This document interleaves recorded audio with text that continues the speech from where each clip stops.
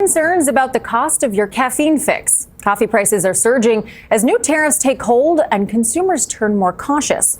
I recently sat down with the founder of a growing roastery as coffee chains across the U.S. confront the true price of your daily brew. Something shocking is brewing in the world's coffee market, and it's not coming from Colombia or Brazil, it is coming straight out of Africa. From the mountains of Ethiopia to the fields of Uganda, Africa's coffee revolution is rewriting global trade and U.S. farmers are starting to panic. For decades, America controlled the coffee trade through big corporations, global brands, and market influence. But now African nations are flipping the script, taking control from farm to cup, with China and Europe rushing to buy African-grown coffee. Prices are soaring and Washington is scrambling to respond. The same nations once sold raw beans for cents, now they're roasting, branding, and exporting premium African coffee to the world. This isn't just about coffee. It's about power, pride, and profit, and this time Africa's holding the cup. The story brewing across the world as coffee fields isn't tea about beans, it's about power. For over a century, coffee has been one of the most traded commodities on earth, a symbol of morning comfort in America and Europe and a symbol of survival for farmers across Africa. But now that dynamic is shifting and it's shaking up the global market in ways Washington never saw coming. From the highlands of Ethiopia to the volcanic soils of Uganda, Africa is quietly mounting a coffee revolution. A revolution so powerful that U.S. farmers, once confident in their agricultural dominance, are now watching as the continent they underestimated becomes the beating heart of the world's coffee economy.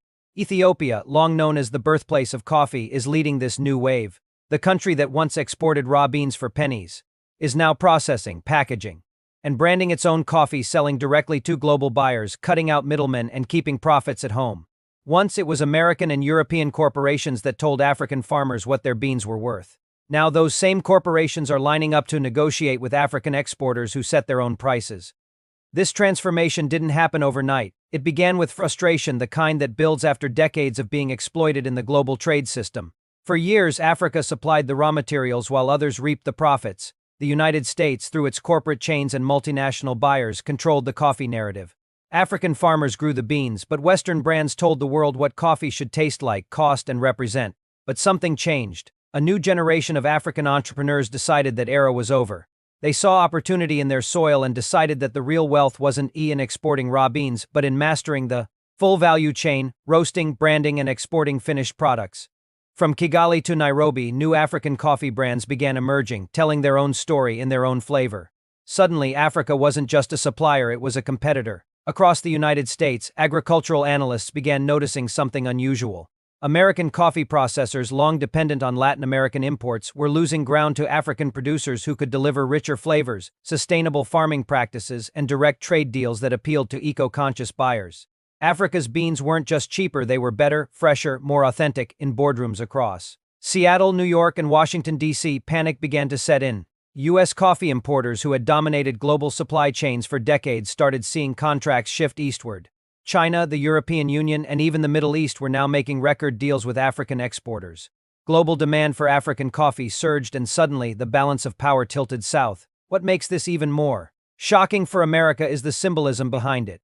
Coffee has always been one of the cultural backbones of American life, but the U.S. itself doesn't produce much coffee. Its power in the market came from control, not cultivation. Through major companies and global financial systems, America built an empire of influence, dictating prices and standards. But now Africa is rewriting those rules one cup at a time. The shift didn't happen in isolation. It was driven by a combination of global crises and strategic African leadership. The pandemic exposed the vulnerability of long global supply chains. Rising fuel prices and shipping disruptions made African regional trade more attractive. Governments across the continent began investing heavily in agro-processing plants and export infrastructure. Under the African Continental Free Trade Area (AFTA), countries started cooperating to strengthen intra-African trade and reduce dependency on Western buyers. And when the U.S. started pushing trade restrictions, Africa responded with innovation.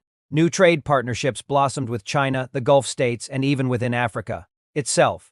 Instead of shipping beans overseas to be roasted, African entrepreneurs began building their own roasteries and export hubs. In Ethiopia's Oromia region, entire villages now work together in cooperative systems, sharing profits and modern equipment. In Rwanda, solar-powered coffee plants produce roasted beans ready for export to Europe. The transformation has gone far beyond economics, it's cultural. Coffee, once seen as a colonial crop that served foreign masters, is now becoming a symbol of African independence and creativity. Every bag of African coffee sold under an African label tells a new story, one of pride, resilience, and ownership. Meanwhile, in America, the anxiety is growing. Agricultural reports from 2025 show that the U.S. coffee industry, which relies heavily on imports, is facing mounting competition. Major brands that used to dominate global shelves are now losing market share to African companies that offer organic, fair trade, and sustainably sourced coffee. In cities like Lagos, Addis Ababa, and Nairobi, are springing up that rival anything you'd find in New York or San Francisco, except the coffee actually comes from the soil beneath their feet. This isn't just an agricultural success story, it's a geopolitical earthquake, because in every global market, whether it's oil, gold, or grain, control equals influence. The U.S. has long used its dominance in food and agriculture to project soft power around the world. But as Africa becomes self-sufficient and starts exporting high-value products, Washington's leverage begins to weaken. In international trade meetings, American officials have already voiced concern over Africa's growing influence in commodity markets. They frame it as a market realignment, but behind closed doors, it's a scramble to regain control. Africa's decision to process its own products threatens the very system that kept Western economies at the top. And there's another twist: global consumers are changing. Younger generations in Europe, Asia, and even America are demanding ethically sourced coffee. They want to know who grew it, how it was harvested, and whether the farmers were paid fairly. That's exactly where African coffee shines. The continent's cooperative-based systems and traceable supply chains align perfectly with modern sustainability trends. This consumer shift is something the U.S. can't easily counter. American corporations are built on scale, not soul. Africa's coffee, by contrast, comes with a story of ancestral land, local craft, and cultural heritage. Each cup represents more than caffeine. It represents a movement, and movements spread fast. Across social media, African coffee brands are going viral not through billion-dollar advertising, but through authenticity. Global influencers are now visiting African coffee farms, documenting the beauty of the process. In the past, these same influencers might have toured U.S. coffee companies. Now they're filming in Uganda and Tanzania, showing the world where the real flavor comes from. The results are staggering. Exports of African coffee have surged by double digits. The continent's coffee revenue has tripled in the last decade, and forecasts suggest that Africa could control over 25% of the global premium coffee market by 2030. Meanwhile, American influence in the sector continues to shrink. What truly unsettles Washington, however, is not the economic loss, it's the loss of narrative. For decades, the United States presented itself as the benevolent supporter of African agriculture through aid programs and development projects. But those projects often kept Africa dependent on foreign markets and foreign brands. Now Africa is showing that real development means independence, and that message is resonating far beyond coffee.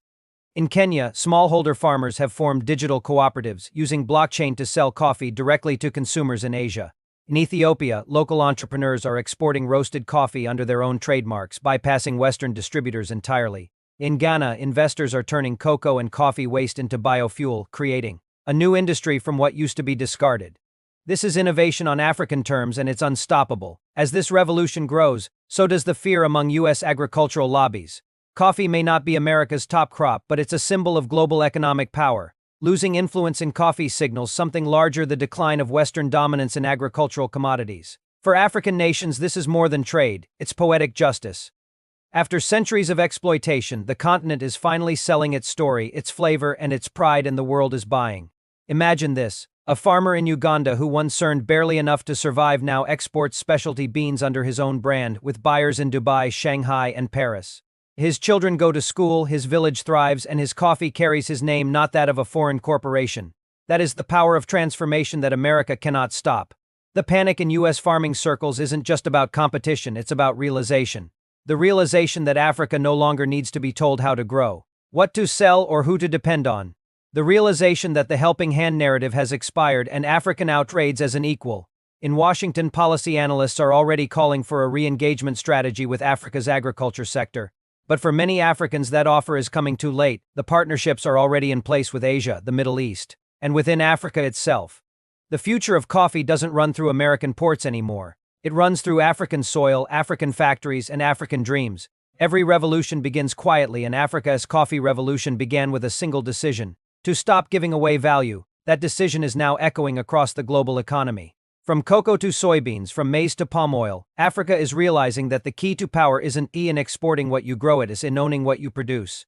The United States, once the gatekeeper of agricultural markets, now finds itself watching from the sidelines.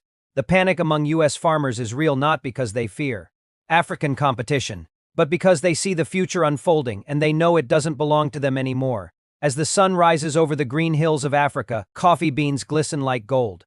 The sound of harvest fills the air, the hum of progress, the rhythm of independence. Each cup brewed around the world now carries a taste of Africa's triumph. And for the first time in modern history, the world isn't just drinking coffee from Africa, it's drinking to Africa.